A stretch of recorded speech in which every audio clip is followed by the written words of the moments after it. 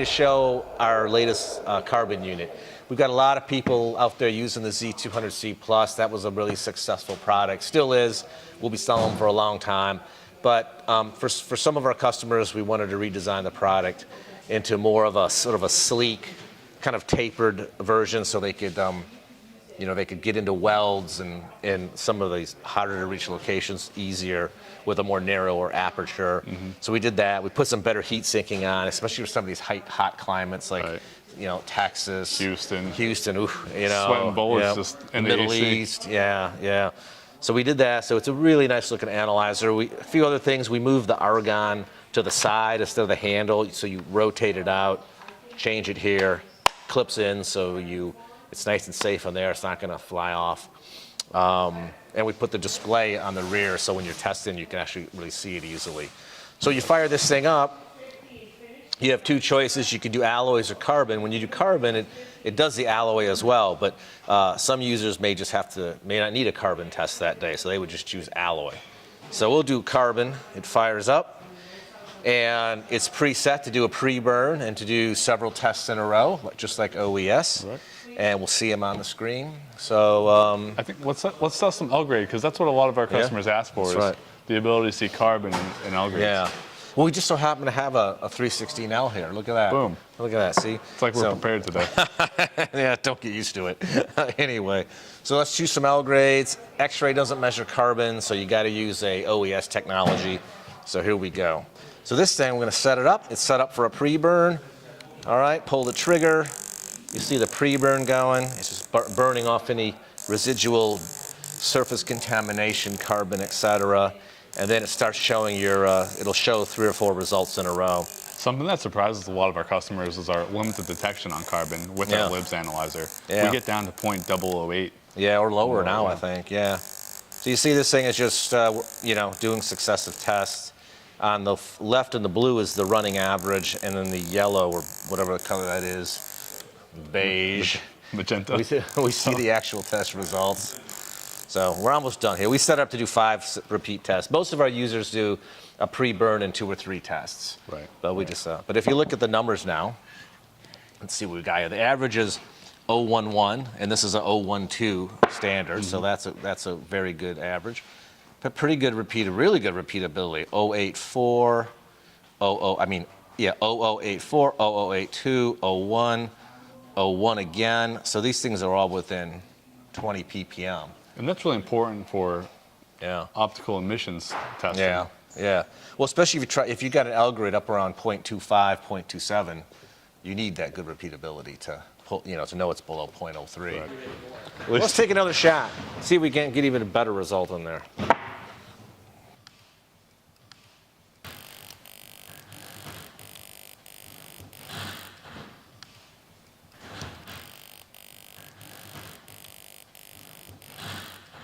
Good.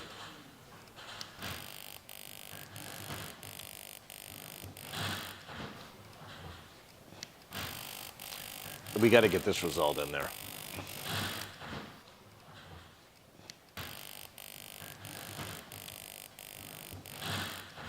Wow, see, that repeatability there is what you're looking for when you're out in the field and you're stressed out, or you're trying to make sure you're getting a good burn on the material, and you have the repeatability, you know it's a good test. Yeah, especially because you guys are out, it's hot, you know, especially in a refinery or a pipeline, it's hot, and you know, the last thing you want to be doing is like shooting and like, I got to shoot it again, and wondering, because look at that. This is a 304L. So again, the blue column is the average of several tests, but if you scroll over here, see if I can do that while I'm messing it up. I mean, that's the shot-to-shot repeatability. That's really, that's really good. That's like 017, 019, 018, 016. I mean, that's 016 again.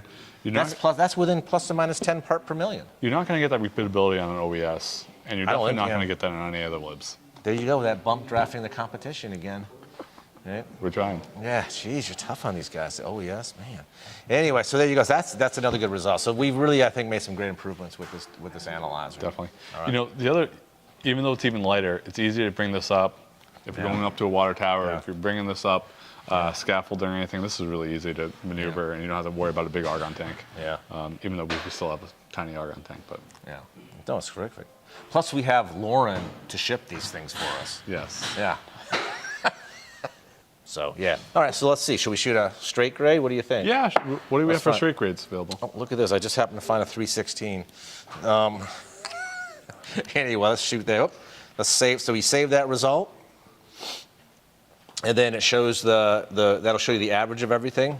It tells you it's a 316L on the grade ID up top there. What I love about the new analyzer and the new libs analyzer is the ability to easily take documentation. So you can take a test, save a pint or joint number, save a weld number right to the test. And then when you export that, it makes exporting that much easier. Oh, that's good. That's a good point. I just started, started it up again, did the pre-burn, So this is an H grade. As you can tell, look, it's up around 045. So let's do, again, we'll run our several tests in a row. 044, 045, very. Yeah, right there. You expect even better repeatability at the higher carbon levels, which we're getting. So, anyway, there you go.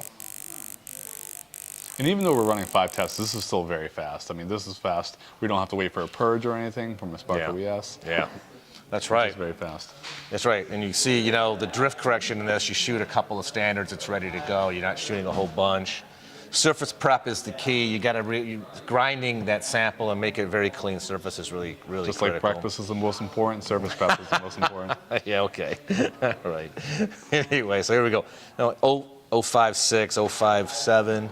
That one's a little 0486, but again, it's really good repeatability. The average comes in at 05 basically, and it's I think it's an 051 standard. So yeah, good results at L's, good results on straight grades, and it'll do steels.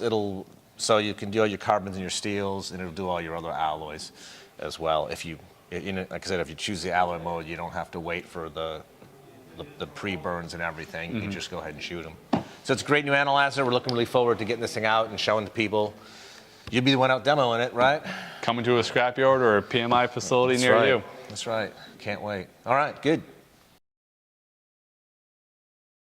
What kind of other questions do you get from customers? Yeah, sometimes they're comparing XRF or libs. Okay. So what would you say to them if they're looking at the two different analyzers? I would tell them, first of all, I'd say if you have to do carbon, libs is the only choice because X-ray won't measure it. Right. I would also say if unless there's a reason you don't want X-rays, if you can use X-ray, you should use it because X-ray is much easier to use, much lower level of operator training. You really don't need nearly the level of sample prep. It's just easier all around. So I would say to people, if you can use X-ray, use it. But for carbon, it just doesn't measure it. So you gotta go to an optical technology like libs. Gotcha. And if they only need to measure carbon? Well, we've come out with another unit. Let's call it the sister to this unit. It's called the CSI. CSI stands for carbon silicon. So it's a smaller. So this is really lightweight. I mean, compared to OES, this thing's only 4 pounds or so. Right. Right. But we have a smaller unit that's only about 3.5 pounds, called the CSI, and it only measures carbon and silicon.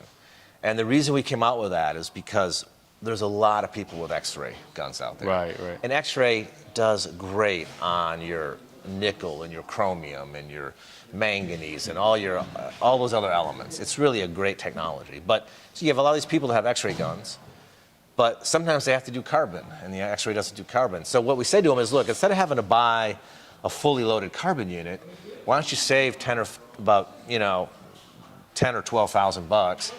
Buy a carbon-only unit or carbon and silicon. So now what they do is they go out with their X-ray to shoot it. If they need carbon, they take the CSI unit and shoot it for carbon. Right. And then we can merge the data. So it's like a purpose-built model. Exactly, yeah. So then they can save some money, get their carbon measurements in, and only take on the greater degree of complexity when they're measuring carbon. Gotcha. So does that make sense? Yeah, that makes sense. All right. So that'd be like a one-box application, right? You have the X-ray, and then you have the CSI unit. Yep. If you already have an X-ray, you just get the CSI. Perfect. And if you have somebody else's X-ray, get our CSI, and we'll work with you to marry the data so you can still produce a single report. If that other X-ray lasts long enough. Okay, that's right. You NASCAR guys are tough. Anyway, I see the competition, man. yeah, that's true. That's true. All right. Well, that's a good example. You're bump drafting them. Yeah. Anyway, so that's it. So what would you say the difference between the 902 carbon analyzer would be and the 901 CSI unit?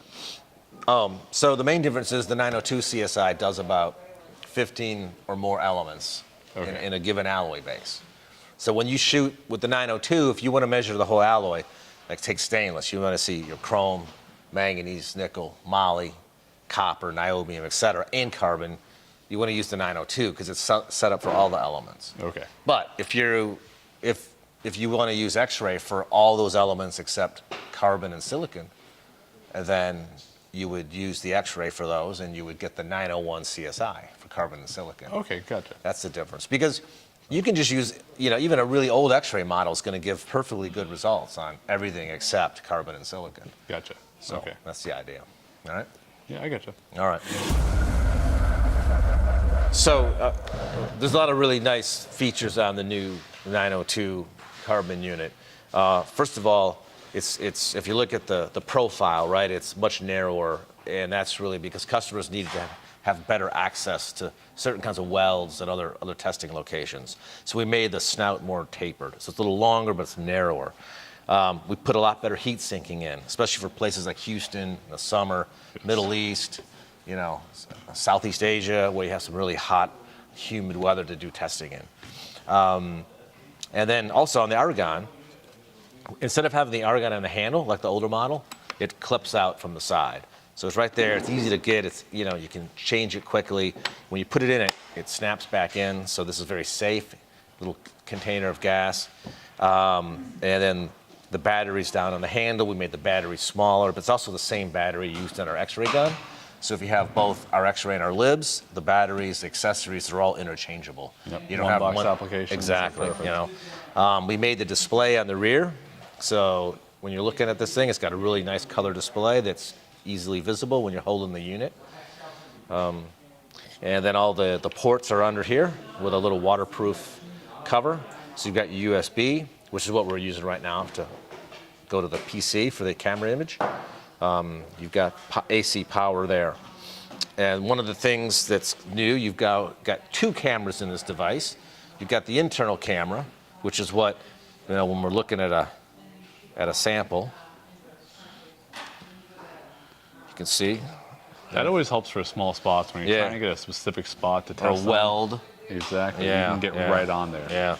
And but also there's a macro camera right here. So you have this little camera icon on your display, right? And you hit that, and that's supposed to flip over to your display, and look at that. See, there's CJ's. Oh, look, there's a NASCAR driver. Anyway, there you go. So your macro camera, this is the thing that you can shoot. You can use, and it's pretty good resolution. You can see things. So, like I said, it'll read a QR code, it'll read a barcode for sample, for sort of tracking what you've tested. Right? You push this thing again, right, and it comes back to the internal view. Yeah. Good deal. All right. Yeah. So one of the questions we get a lot is, what's the what kind of maintenance do I deal with on this? Right. So, what do you say to that? I know you got to just clean this window now and then, or what? Well, yeah, there's a quartz window in there. All we have to do is undo the two bolts in there. Right here. Yep. Phillips head. We take this thing off. Yeah. Take those two bolts. Take a nice little Q-tip and just wipe off the inner quartz window, and it takes about all of 30 seconds. Yeah. And I do that every time we change the argon out. Okay. You can do it every other time if you want, but it's best to do it every time. Excellent. And it only takes about 30 seconds to do, so it's really fast. Compared to our competitors, we just like things fast, so we get things done fast. Drive fast, test fast, clean fast. Exactly. That's right. So, and you take that Q-tip, you can moisten it with like water. That's fine. Just nothing with carbon in it, like no alcohol or anything like that. But yeah, so it's right behind there. You get a little tool to do that. That's a good idea. Whenever you change the argon, clean the window. Exactly. It only takes us a few seconds, and it really assures you some good tests. I think one of the other features I guess we could mention is, let's go back to the home screen here. We put it in automated warm-up mode. All these optical technologies, they like to run in a sort of a controlled temperature regime. So as you see, when you turn the unit on from a dead start cold, it goes through this. It's actually firing the laser internally, but it's not. There's nothing coming out of here. And what it's doing that to warm up the electronics, and it's going to get the unit up to 28 C. The unit likes to run between 28 and 40 C. And it's this thing you can run continuously, and it's really hard to get it above about 35 C.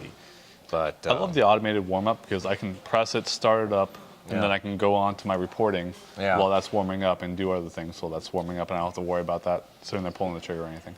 That's a good point. And then once it's warmed up, you hit calibrate. That's your calibration. It shoots an internal piece of stainless steel just to set its wavelength scale, and then you're ready to test. All right? Simple as that. All right.